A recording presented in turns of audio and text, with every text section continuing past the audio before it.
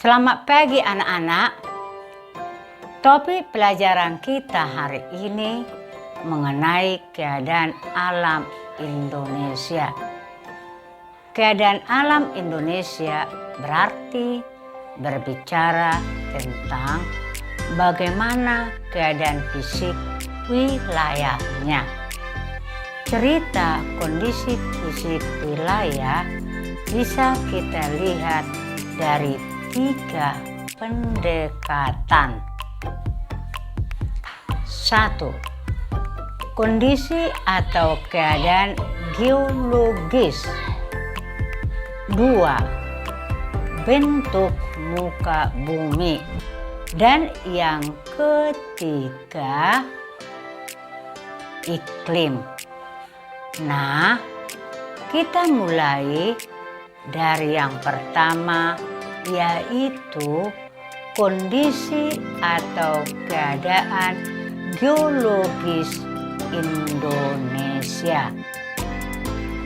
Sebelumnya kita harus tahu apa sih geologis itu. Nah, geologis itu merupakan salah satu ilmu yang mempelajari bumi. Apa saja yang dipelajari geologis? 1. Komposisi bumi. 2. Struktur bumi. 3. Sifat-sifat fisik bumi. 4. Proses pembentukan bumi. Geologis itu dari bahasa Yunani. Geologi dari kata geo yang artinya bumi dan logos yang artinya ilmu. Sekarang kita sudah tahu apa arti geologi. Jadi kita lanjut cerita kita tentang bagaimana keadaan geologi negara kita, Indonesia. Bumi kita ini ternyata terdiri dari berbagai jenis lapisan. Lapisan atas disebut litosfer dan bagian bawah litosfer disebut asthenosfer. Nah, bagian dari litosfer ini dibagi-bagi yang disebut dengan lempengan tektonik.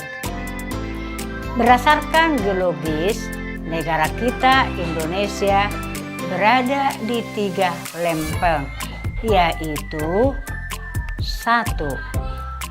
Lempeng Indo-Australia. 2.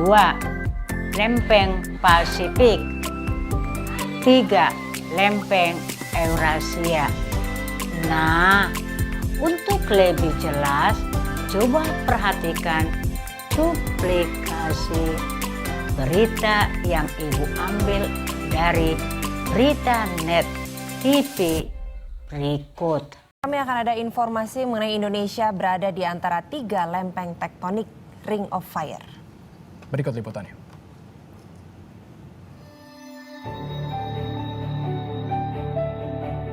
Di balik keindahan dan kekayaan alamnya, Indonesia terletak di antara 3 lempeng tektonik, yaitu lempeng Eurasia, Pasifik, dan Indo-Australia. Indonesia memiliki sekitar 150 gunung api dan sekitar 127 diantaranya masih aktif. Gunung api yang paling aktif adalah Merapi di Jawa Tengah dan Kelut di Jawa Timur. Indonesia masuk dalam area Ring of Fire atau cincin api Pasifik. Cincin api Pasifik memiliki sekitar 4. Ring of Fire di Indonesia merupakan rangkaian lempeng atau patahan besar. Posisinya mengepung perairan Indonesia mulai dari Laut Andaman, menjalar dari atas pesisir Sumatera hingga timur, berada di sepanjang daratan pantai barat Sumatera, berakhir di Selat Sunda. Lempengan ini tersambung dengan rangkaian puluhan gunung berapi aktif di Jawa, Bali, Lombok, Sumbawa, Flores, hingga Pulau Alor.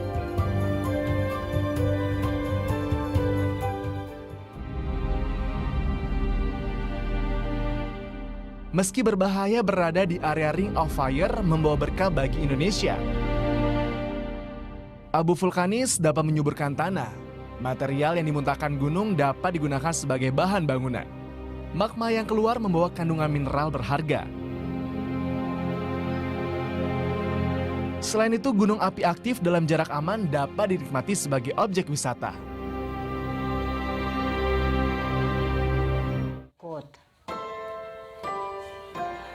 Dari video tersebut ada disebutkan cincin Asia Pasifik atau bahasa kerennya dalam bahasa Inggris disebut Ring of Fire.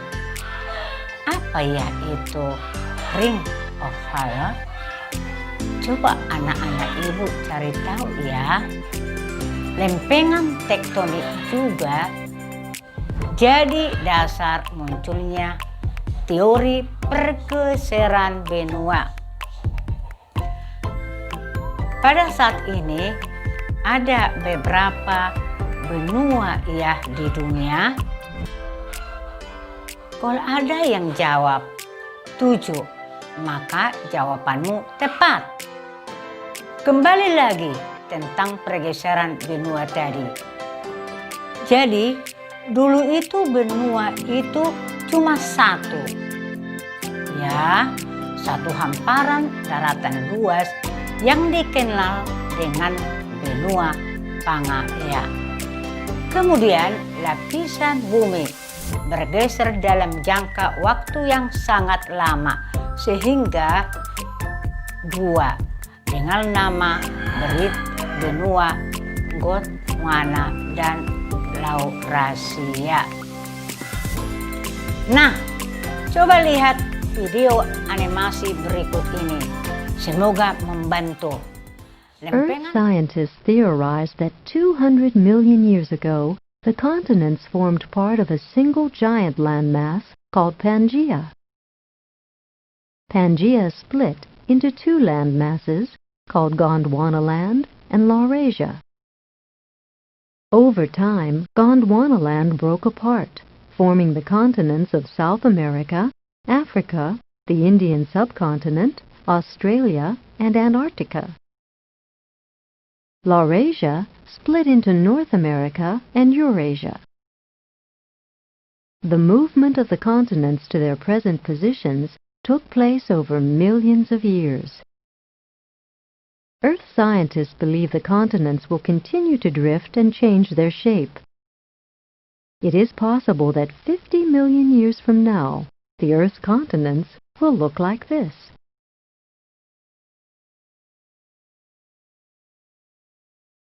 Lempengan tektonik tersebut bisa saling bertubrukan. Bahkan hasil tubrukannya bisa membentuk gunung dan gempa.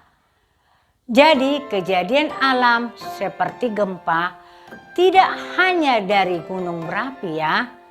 Dari sini kita jadi tahu kalau gempa dapat dikelompokkan jadi 2. Gempa tektonik, gempa vulkanik.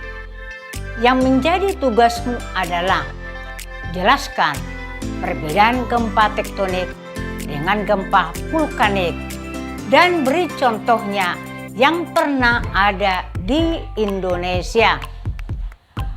Bicara tentang gempa, ibu jadi teringat Danau Toba. Masih ingat cerita bagaimana terjadinya Danau Toba? Masa sih gara-gara ikan mas? Benar nggak itu, Bu? Kita coba cari tahu yuk kebenarannya. Simak video berikut.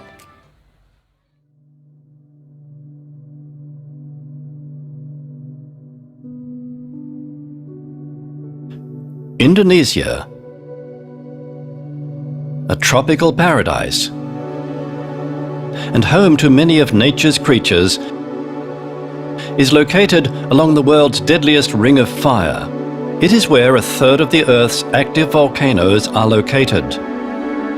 Famous for their extraordinary explosions that changed the planet, such as the Tambora volcano, Rinjani, Krakatau, and the oldest and largest, which is located on Sumatra Island.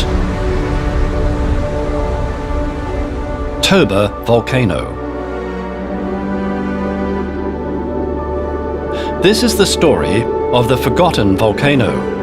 Its aftermath created the largest volcanic lake in the world, the one we know as Lake Toba.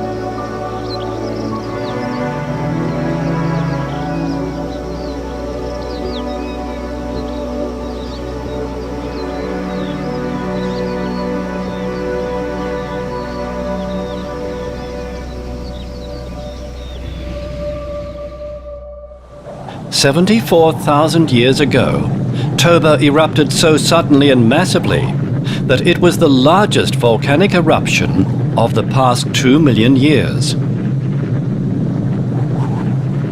Bursting and spreading deadly volcanic materials over a 2,800 kilometer radius,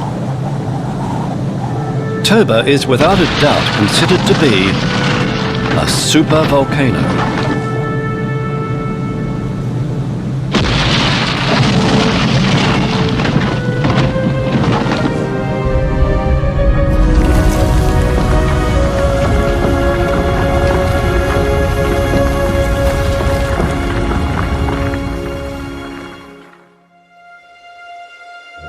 The explosive force of the Toba supervolcano was 100 times more powerful than that of the Tambora volcano in 1815 and Rinjani in 1257. It was also 1,000 times more powerful than the atomic bombs of Hiroshima and Nagasaki, which ended the Second World War.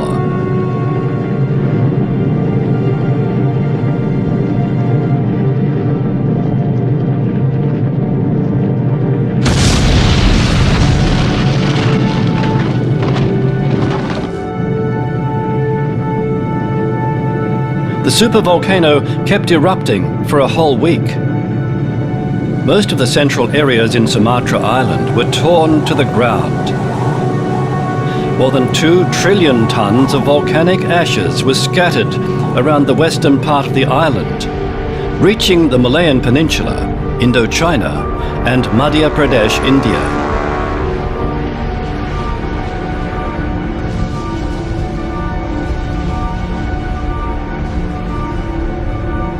During the eruption, the Toba supervolcano released sulfuric acid gases into the air, resulting in global climate change. These harmful gases spread into the atmosphere over a long period of time.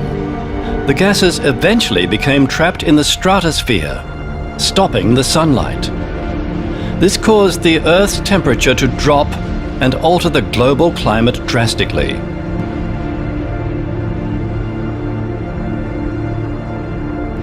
Meanwhile, the other side of the Earth suffered from a volcanic winter. 10 years with no summer.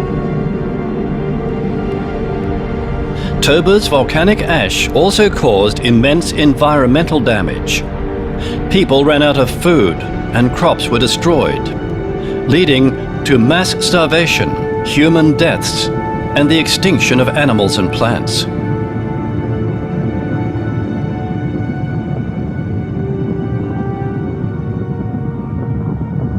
A sign of life was discovered under a pile of Toba's volcanic ash in Madhya Pradesh, India. It showed how humans could survive after the eruption 74,000 years ago.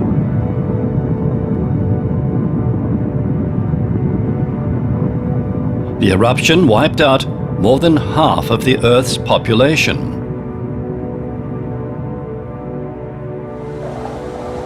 Only a few thousand humans remained.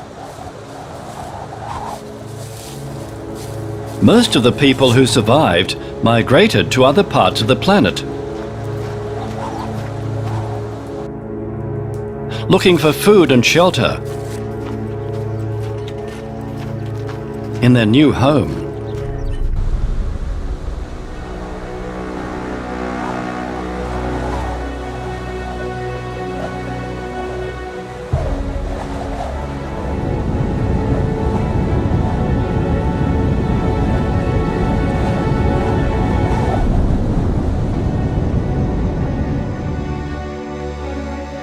Toba landscape doesn't even look like it was a volcano. When the eruption happened, Toba released large amounts of material that left the magma chambers empty before they could be refilled again naturally over a long period of time. Because of this, the roof of Toba's magma chamber collapsed, creating the enormous crater.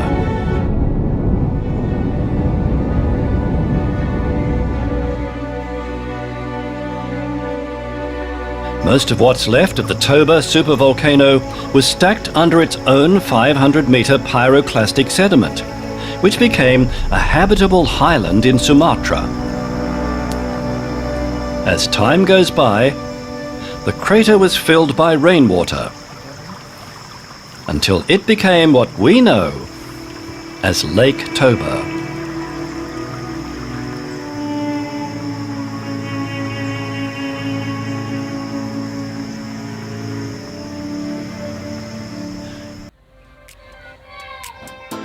Dari video tersebut, kita jadi tahu mana dongeng, mana fakta.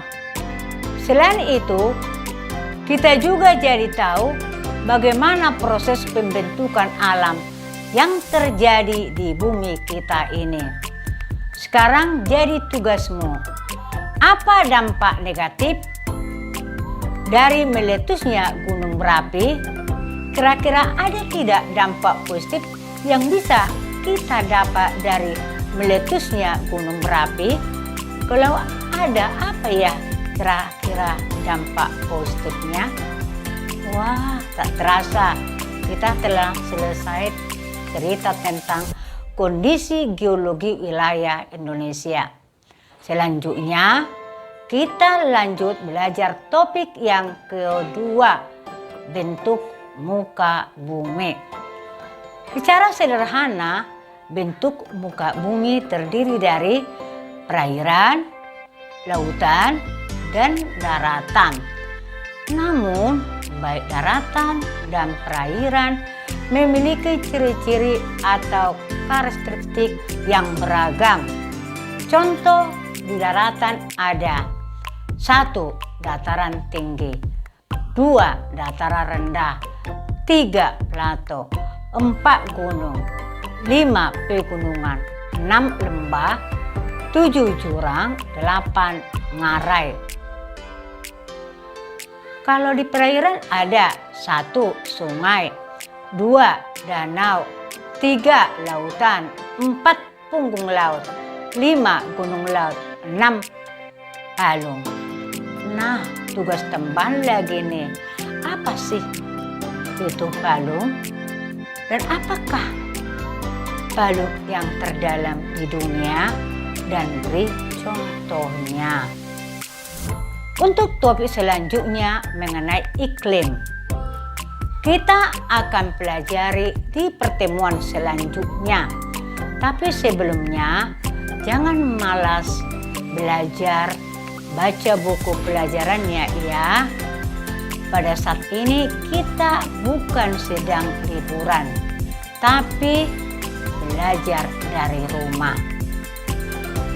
Sebelum Ibu akhiri pelajaran, Ibu ingatkan jangan lupa kerjakan tugas yang ada di video ini. Apa saja soalnya, Bu? 1. Apa yang maksud dengan Ring of Fire atau cincin Asia Pasifik? 2.